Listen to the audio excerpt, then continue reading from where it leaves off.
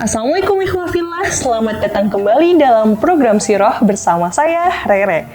Kali ini saya akan membahas sebuah kisah Rasulullah dalam peristiwa Goronik.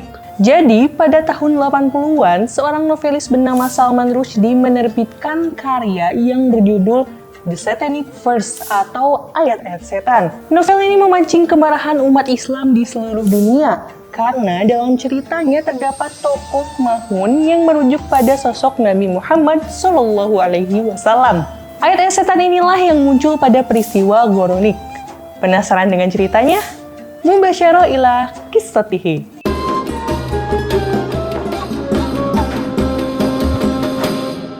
Suatu hari saat umat muslim pulang dari hijrah Habasyah, Rasulullah mengimami sholat di sekitar Mekah. Surat yang beliau baca adalah Quran Surat An-Najm.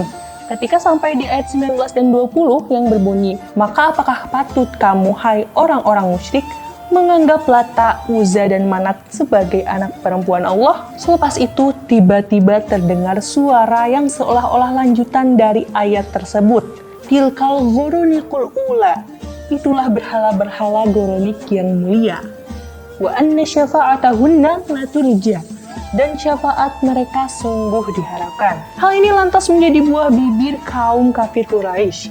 Mereka bahkan ikut bersujud saat ayat Goronik ini terdengar. Karena kejadian ini, umat muslim mengira kaum Quraisy sudah berhenti memusuhi Islam dan menerima agama mulia ini. Akhirnya, ayat Goronik ini menjadi fitnah antara kaum muslim dan kaum kafir Quraisy. Kaum Quraisy juga mengira bahwa Nabi Muhammad telah kembali ke agama bangsa Quraisy. Karena sekali lagi, ayat Goronik ini terdengar seperti keluar dari mulut Rasulullah.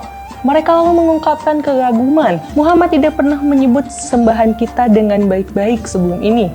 Nah, tentu saja ayat Goronik ini bukan berasal dari Rasulullah. Bagaimana mungkin seorang Rasul mengakui adanya berhala-berhala? Untuk menjawab tuduhan kaum kafir Quraisy, Allah kemudian menurunkan Quran Surat Al-Hajj ayat 52 yang menjelaskan bahwa setan akan selalu melancarkan godaan-godaan kepada Nabi dan Rasul. Tapi Allah akan menghilangkan godaan-godaan tersebut dan Allah menguatkan ayat-ayatnya. Ayat ini menjadi isyarat bahwa ayat Goronik yang terdengar oleh kaum kafir Quraisy adalah berasal dari setan, bukan dari mulut Rasulullah.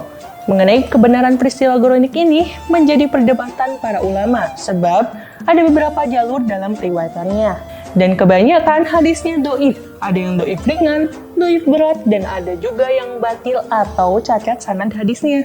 Sebagian ulama berpendapat, hadis yang doif ya ringan seperti sanad yang terputus boleh dipakai dalam sirah atau sejarah-sejarah, selagi tidak berkaitan dengan hukum Islam. Namun menurut Al-Bazzar, At-Tabari, Ibnu Qayyim, Ibnu Katsir, Imam Al-Ghazali, hingga Syekh Yusuf Al-Qardawi, mereka menolak hadis yang menceritakan Goronik ini, karena menurut mereka sanad hadisnya sangat lemah dan tidak dapat dipertanggungjawabkan.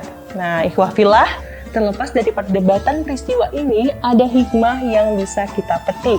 Terjadi atau tidaknya peristiwa Goronik, Allah Subhanahu wa Ta'ala pasti akan selalu melindungi ayat-ayat Al-Quran dari tipu daya setan. Kita tahu bahwa Al-Quran yang ada di tangan kita saat ini dijaga oleh Allah sampai hari kiamat. Tidak akan ada yang mampu menambah atau menghapus satu ayat pun dari Al-Quran. Selain itu, sekalipun setan diberi kemampuan oleh Allah bisa menjelma jadi manusia, ia tidak akan pernah bisa menjelma jadi Rasulullah, apalagi menirukan suaranya. Menurut kalian, hikmah apa lagi yang terdapat dalam kisah ini? Tulis pendapat di kolom komentar, jangan lupa like, komen, dan subscribe.